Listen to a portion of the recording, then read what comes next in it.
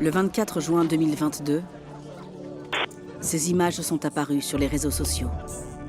Elles venaient de ce lopin de terre, au Maroc. Au moins 23 migrants africains sont morts ici. Ils se sont heurtés aux forces de sécurité marocaines alors qu'ils tentaient de franchir la frontière et de passer illégalement en territoire européen. Pendant la répression, les migrants ont été poussés dans un coin. Certains sont morts écrasés. D'autres ont été jetés au sol et battus.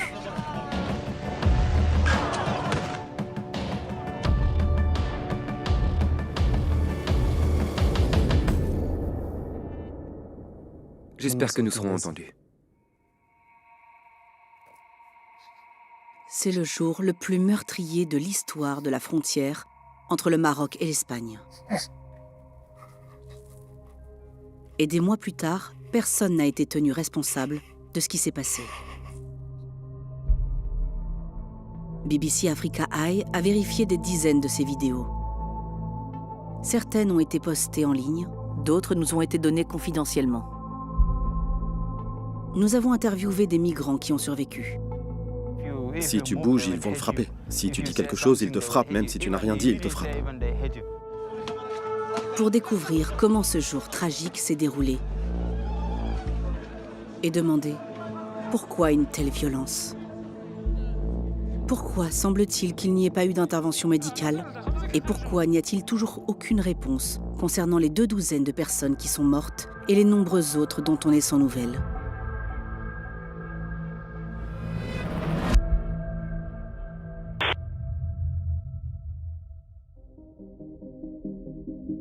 Melilla et Ceuta sont 2 minuscules enclaves espagnoles sur la côte nord du Maroc.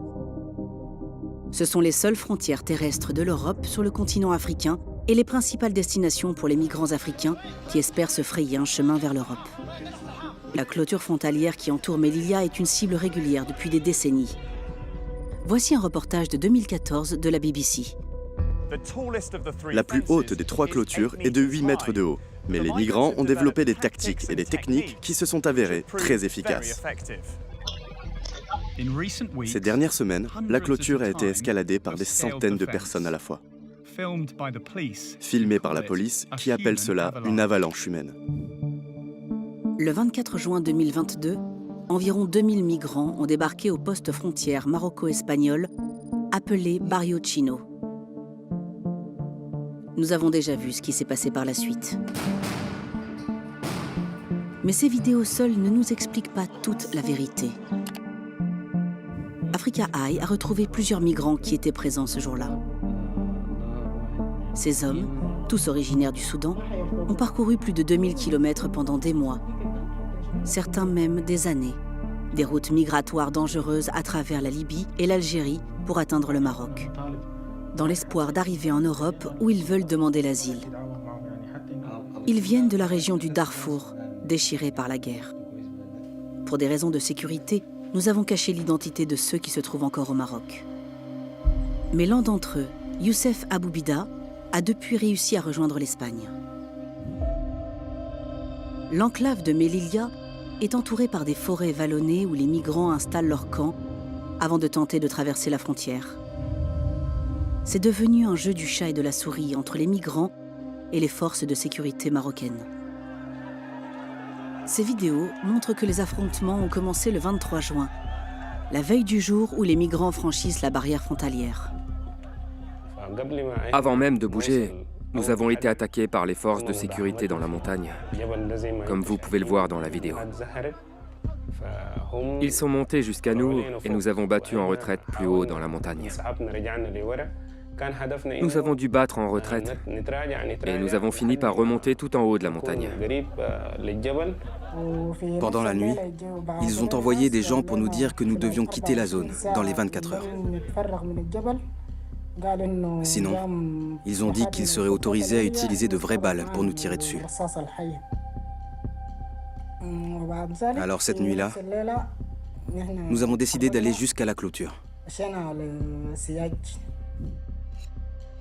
La première vidéo du matin du 24 montre les migrants prenant cette route vers la frontière.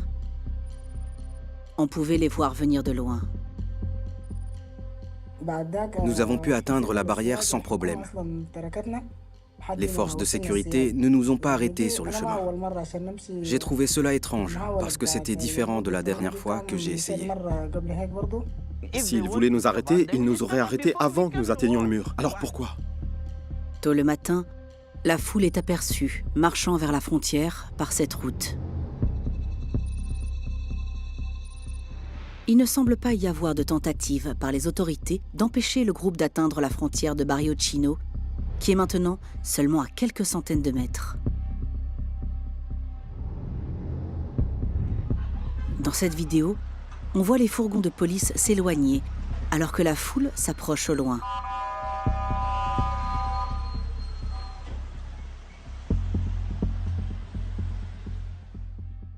Des passants ont filmé les migrants alors qu'ils traversent cette rue.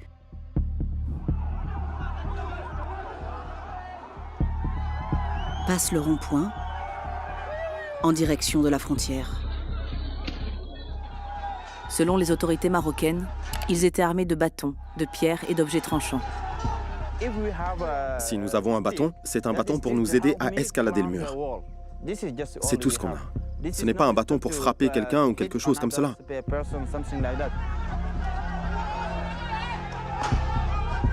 Lorsque la tête du groupe atteint la clôture, ils essaient de forcer l'ouverture de cette porte. Nous pouvons voir les forces de sécurité avancer par derrière et les migrants sont divisés en petits groupes. Certains ont réussi à franchir la première barrière. Les autres sont la cible de gaz lacrymogène et de bombes fumigènes. Être touché par une bombe sonore peut être très douloureux. Les éclats d'obus peuvent traverser votre ventre, vous couper le bras ou même vous briser les os. Quand ils ont commencé à sortir ces types d'armes, nous avons tous paniqué. Nous étions terrifiés. On ne s'attendait pas à ça.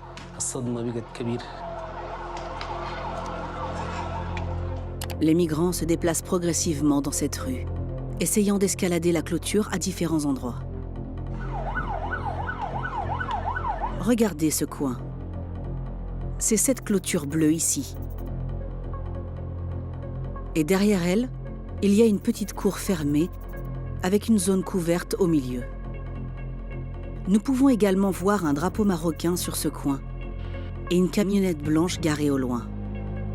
Ils vont nous aider à placer certaines des autres vidéos.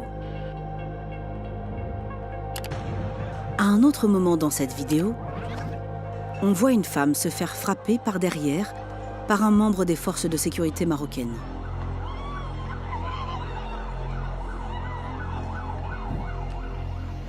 Une vidéo de ce côté de la route. Là, on voit la même camionnette blanche, montrant de quelle manière les migrants sont approchés par les forces de sécurité marocaines des deux côtés de la rue. Selon les migrants, les forces de sécurité ont bloqué leur chemin vers la sortie et ont continué de tirer des gaz lacrymogènes et des bombes fumigènes dans leur direction. C'est alors que nous avons compris qu'il valait mieux escalader la clôture. Même si nous n'arrivions pas jusqu'au bout, c'est mieux que de se faire frapper sur la tête.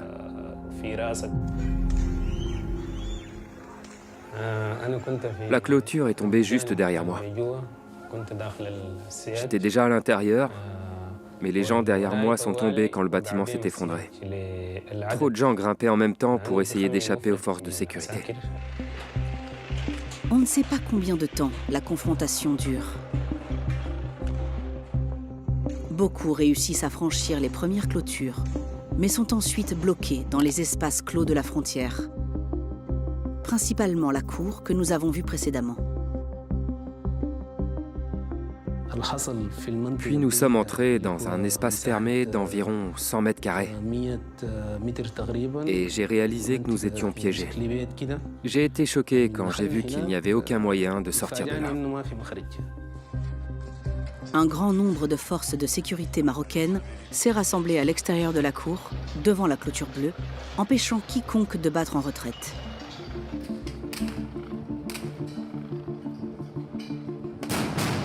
On peut les voir lancer des gaz lacrymogènes et des bombes fumigènes dans les espaces fermés.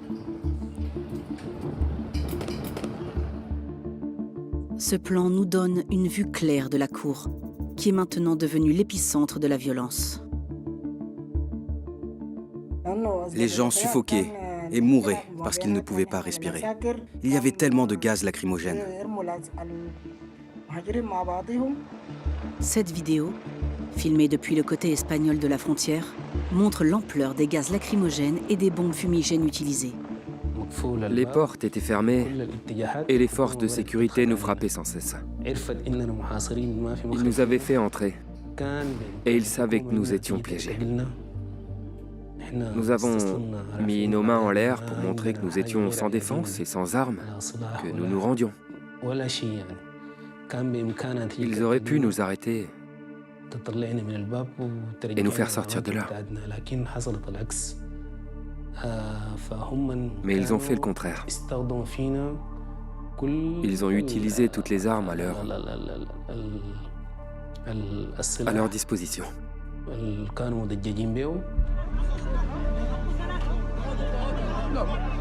À un certain moment, la cour est devenue si bondée, les gens ont paniqué et il y a eu un mouvement de foule.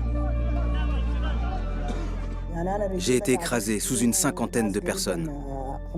Ma jambe est restée coincée et je ne pouvais pas bouger. C'était terrifiant. Je rends grâce à Dieu. Il y avait une grande cohue et j'étais au milieu de tout ça.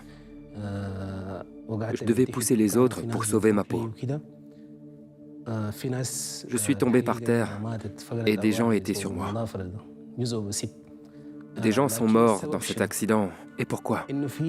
Les forces de sécurité auraient pu nous sauver en ouvrant simplement la porte. Ils auraient pu mettre leurs armes de côté et nous aider. Pourquoi ne l'ont-ils pas fait? Nous ne sommes pas des criminels.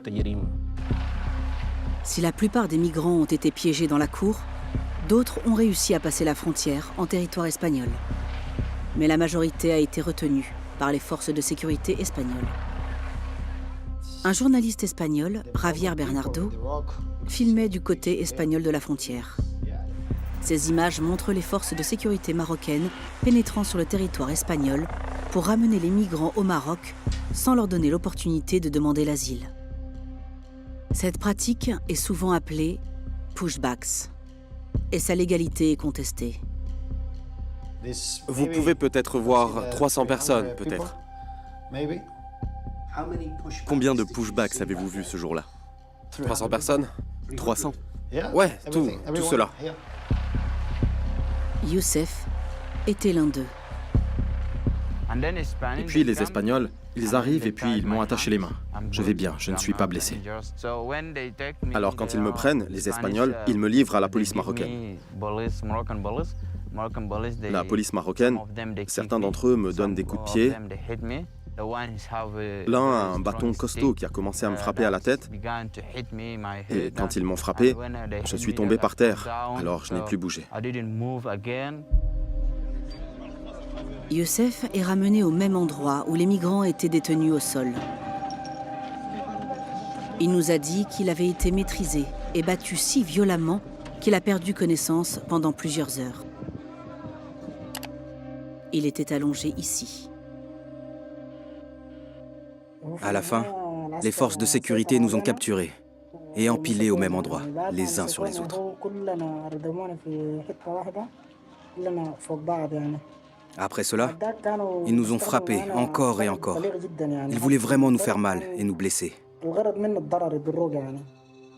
Jusqu'à aujourd'hui, presque 2 mois plus tard, je ne peux toujours pas utiliser l'une de mes jambes. J'ai vu 3 de mes amis mourir sur le champ. Des vidéos montrent des migrants détenus dans la cour et dans la zone située devant la barrière bleue.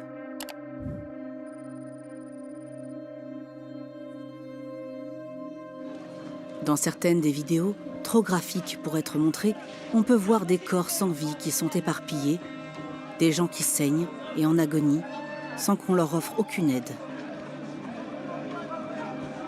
Ils ne faisaient que nous regarder et nous filmer. C'est eux qui ont tout filmé. Puis ils ont commencé à nous crier dessus et à dire qu'ils pouvaient nous faire bien pire, que nous méritons plus. Ils disaient « Tu n'es pas humain, tu n'es rien, tu ne vaux rien ». Ils nous donnaient des coups de pied, nous battaient, nous mettaient leurs bottes dans la figure. Ils nous frappaient pour voir si nous étions morts. Et si nous ne l'étions pas, ils nous frappaient encore plus. Ils ne s'éloignaient que s'ils pensaient que nous étions morts. Si tu n'étais pas mort, ils te frappaient à nouveau pour être sûr de laisser une marque. Tu ne peux pas imaginer à quel point ça a été dur de voir ton ami mourir, le voir se faire tuer, et tu ne peux rien y faire. Un moment très difficile. Les migrants nous ont dit qu'ils étaient maintenus sur le sol, avec des blessés et des morts parmi eux, pendant plusieurs heures, sans aucun soin médical. L'ambulance est arrivée en retard. Elle aurait pu aider les blessés. Mais les forces de sécurité ont empêché les médecins de nous aider ou de traiter nos blessures. Plus tard dans la soirée, des bus ont recueilli les migrants. Beaucoup d'entre eux étaient gravement blessés et les ont emmenés dans différentes villes du Maroc. Certaines personnes dans l'autobus, elles ont besoin d'aide, très très vite. Elles ont besoin d'aide, mais personne n'aide. L'un de nous est mort dans le bus. Quand ils nous ont donné de la nourriture, ils lui en ont offert, mais il ne réagissait pas. Ils l'ont appelé plusieurs fois, mais il n'a pas répondu. Un des officiers est venu nous demander et nous lui avons dit « Cet homme est mort. Il est mort. » Plus tard, on nous a dit que les officiers l'avaient laissé là-bas. L'homme qui est mort dans le bus s'appelait Abdel Nasser. L'un des migrants a réussi à prendre une photo de son corps avant qu'il ne soit sorti du bus. Ils l'ont envoyé à son frère au Soudan pour l'informer de sa mort. Ma mère n'a pas accepté la nouvelle au début quand je lui ai dit. Elle ne l'a pas accepté du tout. Elle ne voulait pas en entendre parler. On ne sait pas ce qui est arrivé au corps des victimes. Mais plusieurs sources indépendantes nous ont affirmé qu'il y a actuellement des dizaines de corps conservés à la morgue de Nador, la ville marocaine la plus proche de Melilla. Africa Eye a tenté d'enquêter sur ces informations, mais s'est vu refuser l'accès à la zone par les autorités marocaines. Nous avons essayé d'en savoir plus. Nous attendions son corps. Nous avons réussi à demander aux personnes qui étaient avec lui de nous dire ce qui s'était passé. Mais nous n'avons pu obtenir aucun détail. Selon l'Association marocaine des droits de l'homme, plus de 70 personnes sont toujours portées disparues. Les autorités voulaient enterrer les corps sans faire les enquêtes nécessaires et sans les identifier. Nous avons surpris les autorités dans le cimetière de Nador en train de creuser 21 tombes. Quand nous avons publié les photos, ils ont arrêté. Le gouvernement marocain a refusé notre demande d'interview.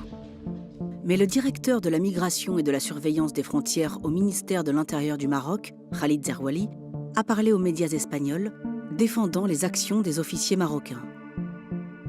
Les services de l'ordre ont agi selon la doctrine qui est une doctrine de maintien de l'ordre, quoique les gens qui étaient devant eux, c'était des gens aguerris, avec une formation militaire, avec des gens qui ont fait de la guerre, avec des gens qui ont participé, qui ont évolué dans des zones des foyers de tension. Et donc c'est des gens qui n'étaient pas des migrants, je dirais, comme ceux qu'on a l'habitude de voir. Le Maroc et l'Espagne sont tous deux confrontés aux questions concernant les événements du 24 juin. Dans un tweet, le député espagnol Jon Iñárritu pointe du doigt les archives de l'Institut géographique national espagnol et du registre foncier national, qui, selon lui, prouvent que les événements du 24 juin ont eu lieu sur le territoire espagnol. Et en septembre, il a interrogé le ministre espagnol de l'Intérieur sur cette question au Parlement. Lorsque vous dites que les incidents les plus graves se sont produits dans le No Man's Land, on dirait que vous parlez du titre d'un western. En droit international, le No Man's Land, cela n'existe pas. C'est un territoire espagnol. Je le dis clairement. Écoutez, la tragédie était à Melilla, ou du moins entre Melilla et Nador. La police a agi conjointement. Vous, le gouvernement, avez reconnu que c'était coordonné. Il est difficile de déterminer exactement où les décès ont eu lieu. Nous allons nous concentrer sur deux zones. Cette cour fermée et la zone d'entrée qui y mène. Les autorités espagnoles ont autorisé l'accès du poste frontière Barrio Chino à notre équipe en août.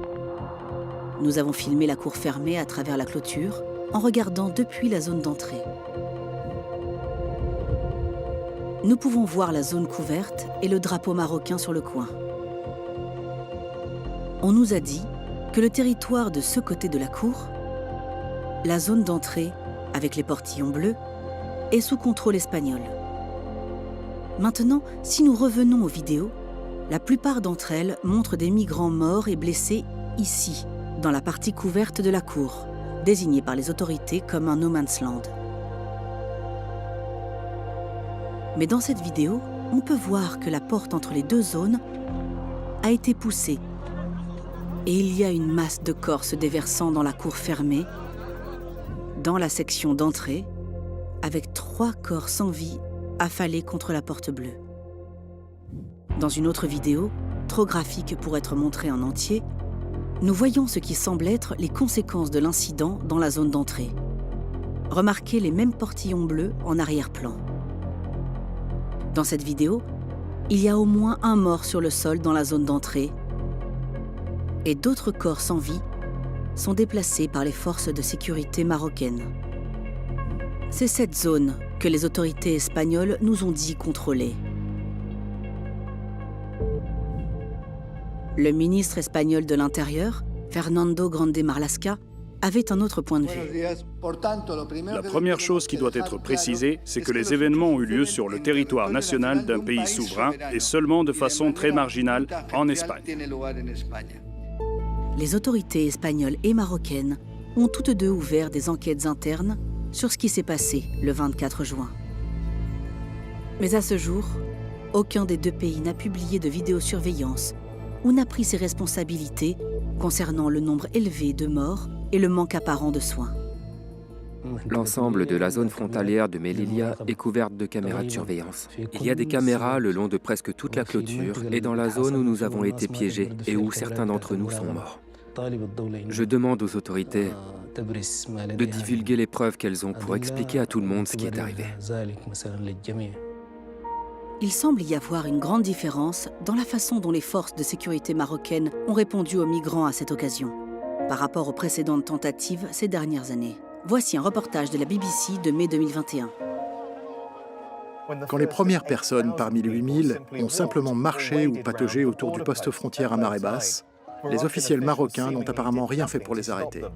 Le Maroc est accusé d'avoir permis cet afflux sans précédent. Le mois dernier, en pleine crise diplomatique, l'Espagne a été avertie des conséquences. Il semble que c'est ce dont il était question. À la fin 2021, les relations diplomatiques entre l'Espagne et le Maroc ont été rompues à cause de la migration, le Maroc faisant valoir qu'il avait besoin d'un soutien financier plus important pour défendre la frontière. Ensuite, en avril 2022, les deux pays ont signé un nouvel accord sur le contrôle des frontières. Selon les groupes de défense des droits de l'homme, la réponse du Maroc aux migrants s'est durcie davantage à la suite de cet accord. Je veux dire, comment pouvons-nous expliquer qu'il y a eu 3 tentatives pour traverser la frontière en une semaine en mars? Les 2, 3 et 8 impliquant 2500 migrants. Les groupes étaient plus grands et ils descendaient de la forêt sans aucun problème et personne n'est mort. La seule différence entre mars et juin est que les relations entre l'Espagne et le Maroc étaient rompues en mars et en crise, alors qu'en juin, les relations ont été rétablies. Et le 24 juin, ils les ont affrontées avec toute cette violence et du gaz lacrymogène. 2 semaines après le 24 juin, l'UE a signé un nouvel accord de partenariat avec le Maroc sur le contrôle des migrations et en août a accepté de verser au Maroc 500 millions d'euros pour financer les 5 prochaines années. Nous avons présenté les allégations faites dans ce film au gouvernement espagnol. Voici comment ils ont répondu.